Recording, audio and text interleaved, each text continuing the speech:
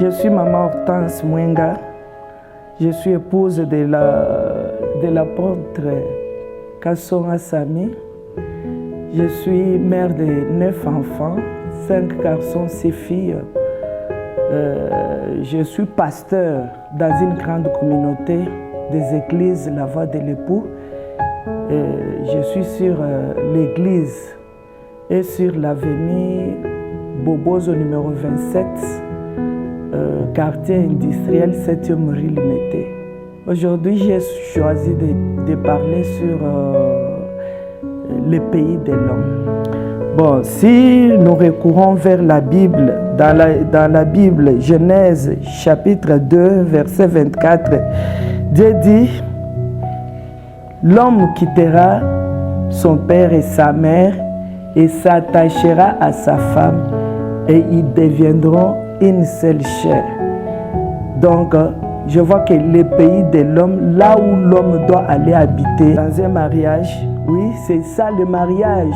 Le mariage, c'est ça, le pays de l'homme.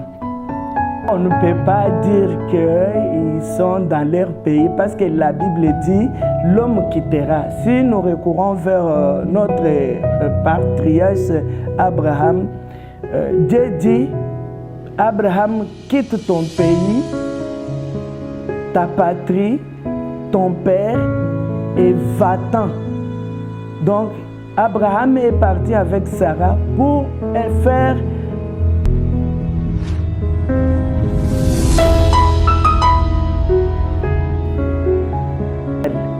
donc ils sont partis et c'est devenu, si on appelle aujourd'hui Israël, c'est à partir d'Abraham et Sarah.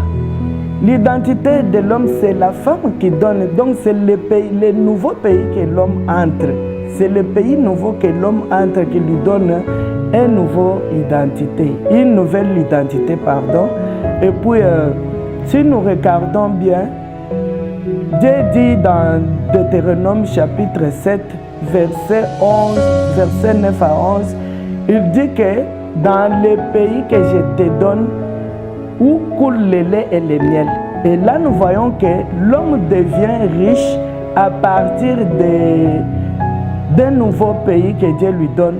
Donc, l'homme n'était pas appelé autrefois papa Clément ou bien papa, un père des enfants, non.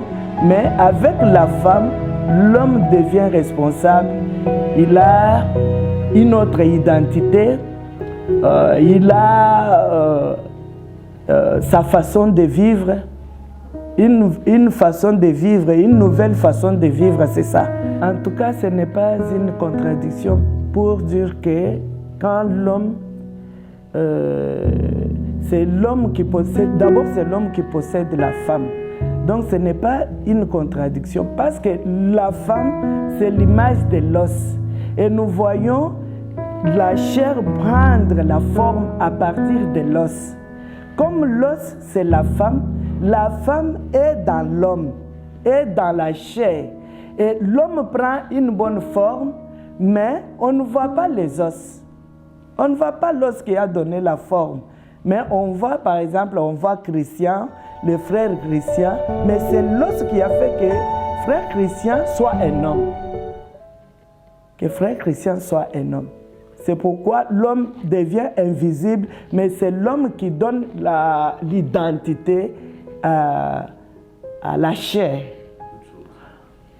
C'est le choix qui est le départ de toutes les choses. Je dis oui à ça, parce que le pays de l'homme, c'est Dieu qui donne. Si nous voyons dans la Bible, dans Deutéronome, comme je venais de le dire, on dit que Dieu va t'accorder, va te donner un bon pays où coule le lait et le miel. Donc si nous regardons dans Proverbes chapitre 18, 21 ou Proverbes chapitre 19, nous allons voir que la femme c'est un don, c'est une bénédiction de la part de l'Éternel. Donc pour avoir une bonne femme, il faut recourir à celui qui donne un pays à l'homme. À celui qui donne un bon pays qui coule le lait et le miel à l'homme.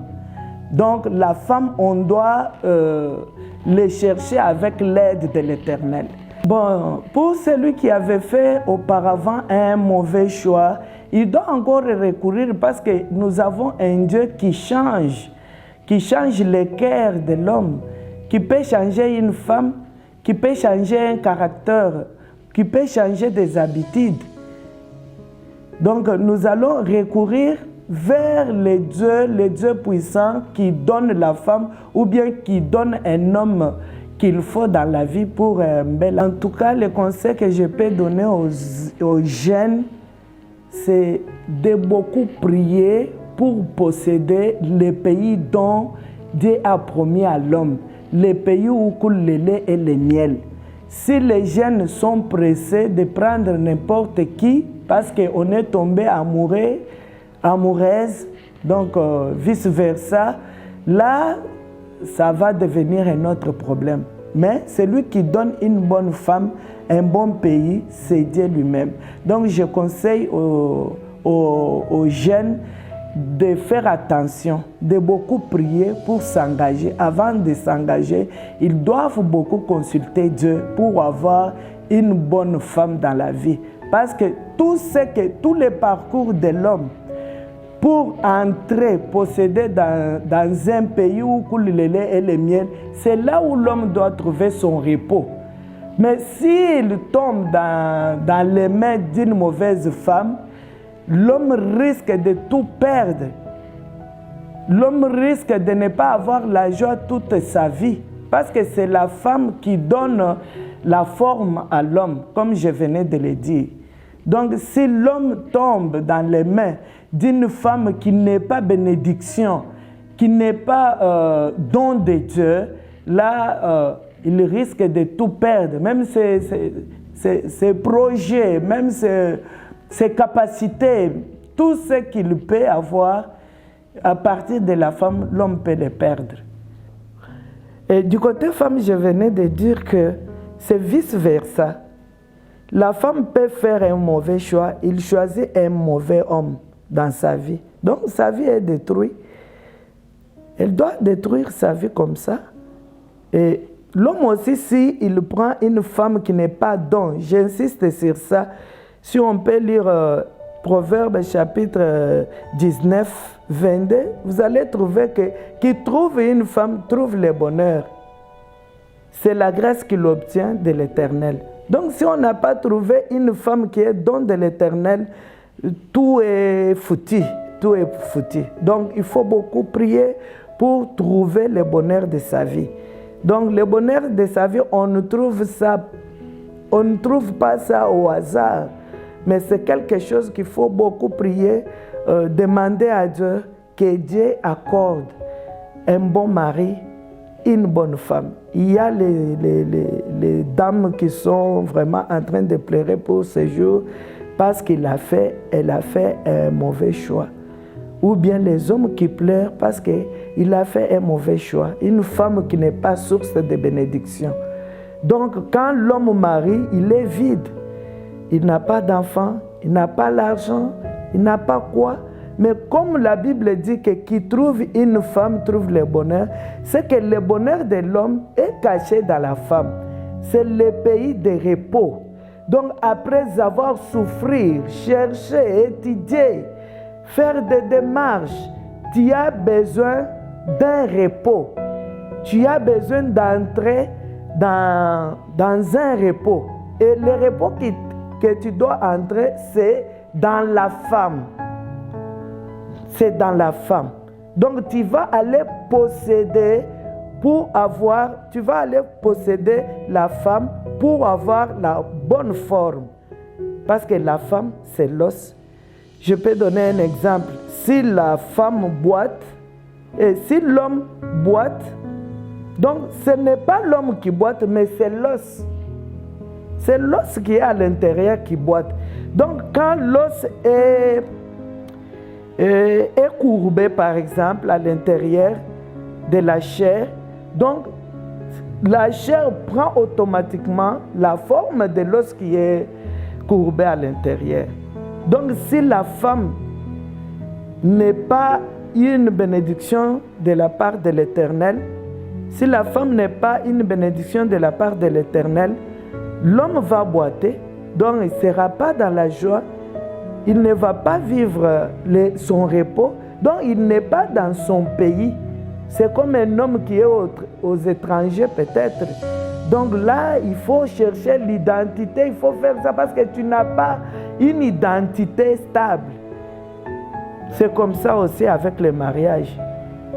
Si on n'a pas une identité stable, si on n'a pas une femme stable, donc le corps se décompose. En tout cas, les gens qui ont fait un mauvais choix n'ont pas droit au divorce. N'ont pas droit au divorce parce que Dieu dit « j'ai le divorce ». Donc si tu as fait un mauvais choix, peut-être que tu n'avais pas consulté Dieu avant de te marier. Donc confie-toi maintenant à Dieu, lui qui sait changer les cœurs de pierre en chair. Dieu est capable de faire tout. Il change un cœur mauvais à un cœur bon. C'est comme ça avec Dieu. Donc on doit confier son mari, sa femme à Dieu et Dieu est capable de changer sa vie. Et pour conclure avec mon intervention, avec thème le pays de l'homme, je vais dire seulement aux hommes, je vais dire aussi aux femmes que le mariage c'est un pays de l'homme comme le thème. Si tu trouves une mauvaise femme dans la vie, donc tous les projets, tout ce que tu devrais être, tu ne vas pas réussir. Donc, il faut beaucoup faire attention, il faut beaucoup demander à Dieu pour avoir une bonne femme dans la vie. Et c'est la femme qui donne la forme aux hommes. Donc, nous devons donner une bonne forme aux hommes. Donc, c'est dans le pays de l'homme que l'homme retrouve la joie, la paix, la joie de vivre, la paix, le bonheur. Le bonheur, beaucoup pensent que c'est de l'argent. Non, c'est la joie de vivre, c'est la réussite. Alors, je remercie le groupe Overdose qui est venu nous visiter aujourd'hui. En tout cas, soyez bénis au nom de Jésus. Soyez vraiment bénis. Je souhaite vous voir encore ici chez moi à la prochaine. J'ai béni mon église, j'ai béni mon mari Samuel Kassonga. J'ai béni mon église Assemblée chrétienne La Voix de l'Époux qui est située sur avenue Bobozo numéro 27, quartier industriel 7e rue Limité. En tout cas, je vous aime beaucoup. Bye.